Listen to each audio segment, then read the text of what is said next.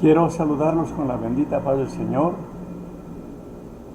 Me siento gozoso de que Dios me permita estar en su presencia, poder compartir con ustedes estos 9 principios de la gracia de Dios.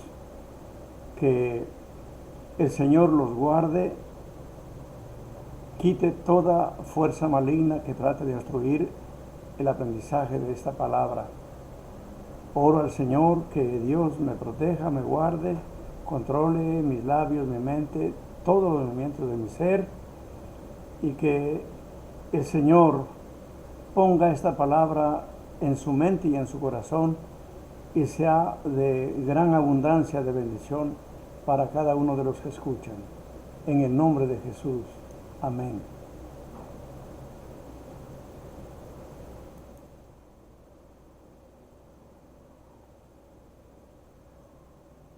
Ha sido un arduo trabajo para tener estos 9 principios de la gracia. Comenzamos en Juan 1:16, porque de su plenitud tomamos todos gracia y sobre gracia. Cuando dice de su plenitud, se refiere a que Jesucristo es el creador de todas las cosas, como está escrito ahí en Juan 1:3. En Juan 1:17, pues la ley por medio de Moisés fue dada, pero la gracia y la verdad vinieron por medio de Jesucristo. Vamos con el primer punto, ¿sí? En la gracia, el príncipe de este mundo ha sido juzgado. Juan 16:11. Y de juicio, por cuanto el príncipe de este mundo ha sido ya juzgado. Apocalipsis 20. Entonces se oyó una gran voz del cielo que decía: ahora ha venido la salvación, el poder y el reino de nuestro Dios y la autoridad de su Cristo, porque ha sido lanzado fuera el acusador de nuestros hermanos, el que los acusaba delante de nuestro Dios día y noche. En Marcos 3:27, ninguno puede entrar en la casa de un hombre fuerte y saquear sus bienes si antes no le ata, y entonces podrá saquear su casa. Y Jesús dice en Mateo 12:28, pero si yo por el Espíritu de Dios echo fuera a los demonios, ciertamente ha llegado a vosotros el reino de Dios. El diablo es el príncipe de este mundo, pero cuando vino Cristo comenzó a despojarlo. Había una tremenda actividad demoníaca, pero el Señor los venció, los echó fuera y su reino comenzó a crecer. Mateo 12:29. Porque ¿cómo puede alguno entrar en la casa del hombre fuerte y saquear sus bienes si primero no le ata? Y entonces podrá saquear su casa. Mateo 12:22. Entonces fue traído a él un endemoniado, ciego y mudo, y le sanó de tal manera que el ciego y mudo veía y hablaba. ¿Se da cuenta? El Señor estaba limpiando su tierra. Lucas 4:8. Respondió Jesús, le dijo: vete de mí, Satanás, porque escrito está: al Señor tu Dios adorarás y a Él solo servirás. Jesús se puso a adorar al Padre y el enemigo huyó. Y ahí está la victoria para cada uno de los creyentes. Póngase a adorar a Dios y usted va a ver cómo se siente totalmente libre. El señorío que el diablo usurpó a nuestro padre Adán, Jesús lo restauró y lo transfirió a todo creyente nacido de nuevo. Él dijo: en mi nombre echarán fuera demonios. En Mateo 16:19, Jesús entregó las llaves. A ti te daré las llaves del reino de los cielos, y todo lo que atares en la tierra será atado en los cielos, y todo lo que desatares en la tierra será desatado en los cielos. Entiéndase que estas llaves fueron entregadas a su iglesia. Mateo 16:18. Y yo también te digo que tú eres Pedro, y sobre esta roca edificaré mi iglesia, y las puertas del Hades no prevalecerán contra ella. Mateo 12:15, la parte B. Y le siguió mucha gente y sanaba a todos. Apocalipsis 12:11. Y ellos le han vencido por medio de la sangre del Cordero y de la palabra del testimonio de ellos, y menospreciaron sus vidas hasta la muerte. Jesús inauguró su reino con su bautismo y la vida de su ministerio. Produjo la expansión de su reino con la resurrección y el derramamiento del Espíritu Santo sobre todos los creyentes. Él viene por segunda vez a la consumación de su reino. Segundo punto, la gracia es resurrección a una vida nueva en Cristo. En Cristo viene el nuevo hombre. Y usted por la fe en Cristo puede ser un nuevo hombre, una nueva mujer, un nuevo joven, un nuevo niño. Toda la idea neotestamentaria de la redención y la salvación eterna gira en torno a la gracia de Dios, manifestada en la vida, obra, muerte y resurrección de Jesucristo. Jesús inauguró su reino con su ministerio a partir del día de su bautismo. Efesios 2:1. Él dio vida a vosotros cuando estabais muertos en vuestros delitos y pecados. En 1 de Pedro 1:23 dice, siendo renacidos, no de simiente corruptible, sino de incorruptible, por la palabra de Dios que vive y permanece para siempre. Efesios 2:6, juntamente con Él nos resucitó y asimismo nos hizo sentar en lugares celestiales con Cristo Jesús.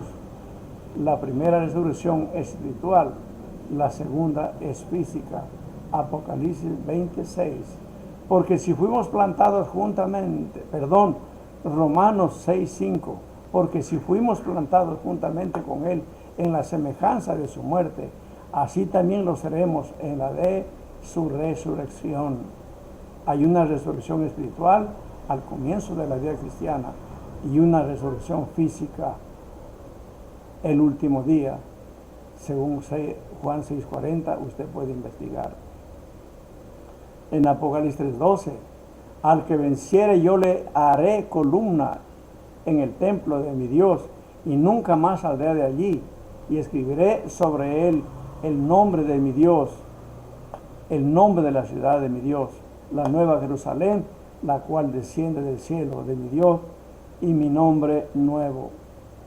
Dios tiene 12 tribus, pero una sola Jerusalén celestial. Apocalipsis 21. Al que venciere, le daré que siente conmigo en mi trono, así como yo he vencido y me he sentado con mi Padre en su trono. Ahora vamos a ver el punto 3. Los hijos de Dios, por gracia, tenemos el ADN de nuestro Padre Celestial. Este punto es tan importante. Le llenará de gozo, le llenará de paz. Confíe en la promesa del Señor. Segunda de Corintios 6:18. Y seré para vosotros por Padre, y vosotros me seréis hijos e hijas, dice el Señor Todopoderoso. Y qué bueno que es el mismo que está prometiendo. Juan 1:13. Los cuales, o sea, los creyentes, no son engendrados de sangre ni voluntad de carne, ni de voluntad de varón, sino de Dios. Gálatas 4:4. Pero cuando vino el cumplimiento del tiempo, Dios envió a su Hijo, nacido de mujer y nacido bajo la ley, para que redimiese a los que estaban bajo la ley, a fin de que recibiésemos la adopción de hijos. Se refiere al pueblo de Israel, ¿verdad? Necesitó ser adoptado, pero todo hijo que nace, como el caso de Abraham, Sara e Isaac, entonces somos por gracia y por promesa. Gálatas 4:5. Para que redimiese a los que estaban bajo la ley, a fin de que recibiésemos la promesa, la adopción de hijos. Y por cuanto sois hijos, Dios envió a vuestros corazones el espíritu de su Hijo, el cual clama, Abba, Padre. Romanos 6:14, porque el pecado no se enseñoreará de vosotros, pues no estáis bajo la ley, sino bajo la gracia. En Hebreos 1:5, porque ¿a cuál de los ángeles dijo Dios jamás, mi hijo eres tú, y yo te he engendrado hoy? Y otra vez, yo seré a él padre y él me será a mí hijo. todo aquel que nació de nuevo, tenemos un mismo Padre, somos engendrados por el mismo Dios. Todos tenemos una misma madre, Sara, por la promesa y por la gracia de Dios. Tito 3:7, para que justificados por su gracia viniésemos a ser herederos conforme a la esperanza de la vida eterna. Todos los justificados, redimidos, libres de la maldición de la ley, tenemos la herencia de Abraham y somos coherederos con Cristo. Punto 4. La verdadera esencia misma del Evangelio y la razón de nuestro ministerio es la predicación de la gracia de Dios. Si escuchó, la razón de nuestro ministerio es la predicación de la gracia de Dios. Hechos 20:24. Pero de ninguna cosa hago caso, ni estimo preciosa mi vida para mí mismo, con tal de que acabe mi carrera con gozo y el ministerio que recibí del Señor Jesús, para dar testimonio del Evangelio de la gracia de Dios. Todo cristiano verdadero da testimonio de lo que recibió por gracia de Dios. Fueron palabras del apóstol Pablo. Romanos 12:6. Para cumplir ese ministerio se nos brinda dones, carismas particulares por gracia, para que sirvamos en las necesidades de los hermanos. Efesios 4:7. Pero a cada uno de nosotros fue dada la gracia conforme a la medida del don de Cristo. Efesios 4:8, por lo cual dice, subiendo a lo alto, llevó cautiva la cautividad y dio dones a los hombres. Dios Padre nos dio dones creacionales y deben ser activados. El Espíritu Santo nos dio dones espirituales, se manifiestan en el momento de la necesidad, cuando estamos ministrando. Jesús nos dio dones ministeriales.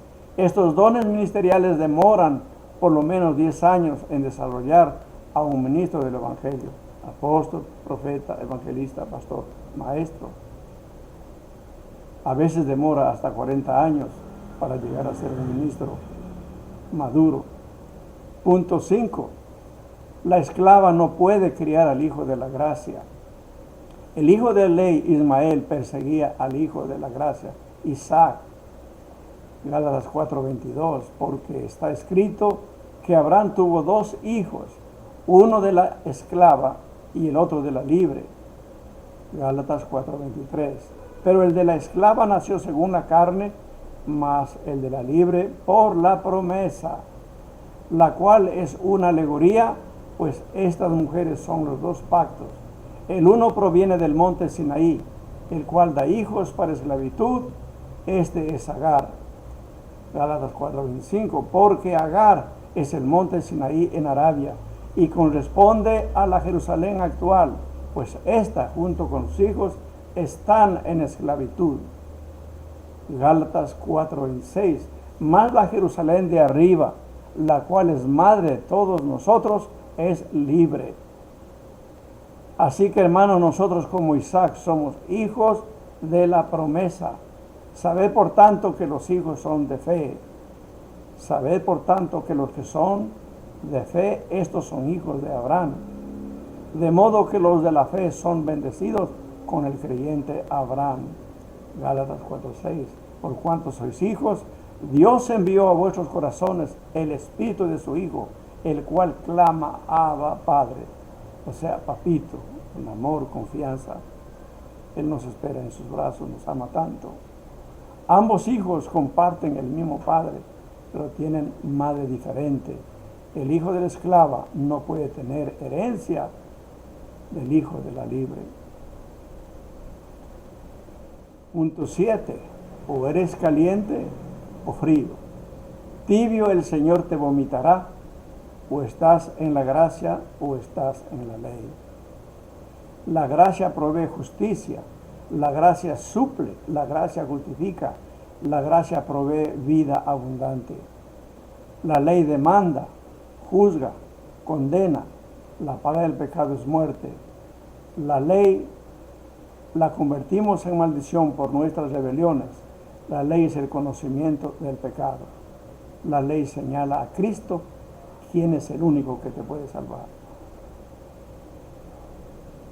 Gálatas 3:13, Cristo nos redimió de la maldición de la ley, hecho por nosotros maldición, porque está escrito, maldito todo aquel que es colgado en un madero. Se da cuenta que todos los que estaban bajo la ley necesitan ser redimidos de esa maldición. A eso vino Cristo. Tiene sentido el Evangelio del Señor. Segunda de Corintios 5, 14, 21. Por esa gracia Dios nos reconcilia consigo mismo en la cruz. Los más grandes servidores son los que toman más de Él, apropiándose de las promesas. ¿Cómo orar según la perspectiva de Dios? Encuentre una promesa, agradézcale, aprópiese hasta que se haga una realidad. Usted verá el milagro de Dios. Apocalipsis 3:22. El que tiene oído, oiga lo que el Espíritu dice a las iglesias. Romanos 3:24. Siendo justificados gratuitamente por su gracia, mediante la redención que es en Cristo Jesús. Punto 8. La vida cristiana en su totalidad está sostenida y orientada en la gracia. Segunda de Corintios 1:12. La vida cristiana está orientada, dirigida por la gracia. Segunda Tesalonicenses 2:16. Y el mismo Jesucristo, Señor nuestro, y Dios nuestro Padre, el cual nos amó y nos dio consolación eterna y buena esperanza por gracia. Esta gracia es para el hombre de fe la fuente de consuelo en sus tribulaciones. Romanos 6:14. Porque el pecado no se enseñoreará de vosotros, pues no estáis bajo la ley, sino bajo la gracia. Punto 9. Fue por toda la importancia de la gracia, por lo que siempre se incluye en los saludos y bendiciones cristianas, lo que generalmente llamamos bendición apostólica. Romanos 1:7. A todos los que están en Roma, amados de Dios, llamados a ser santos, gracia y paz a vosotros de Dios nuestro Padre y del Señor Jesucristo. Y repite en 2 de Corintios 13:14. La gracia del Señor Jesucristo, el amor de Dios, la comunión del Espíritu Santo, sea con todos vosotros. Amén. Por favor, póngase de pie. Hagamos una oración juntos. Dígale así: amado Padre, gracias que por tu gracia Cristo murió por mis pecados, fue sepultado y resucitó al tercer día. Se sentó a la diestra de Dios siendo exaltado, y de allí envió el Espíritu Santo a cada corazón del que se arrepiente sinceramente. Señor, dígale conmigo: Señor, estoy arrepentido sinceramente, acéptame como un hijo tuyo en tu reino, y que yo pueda compartir estas verdades con cuanta gente sea necesario. Gracias, bendito Dios, por tu amor, por tenerme como tu hijo. Gracias, Señor Jesús. Amén y amén. Que Dios me les bendiga mucho. Si estas palabras han sido de bendición para usted, repítalas cuantas veces hasta que queden escritas en la tabla de su corazón, y compártala con su familia, con amigos, con cuantos pueda. Que Dios me les bendiga. Soy el pastor Luis Burgos Ojeda, para la gloria de Dios. Amén.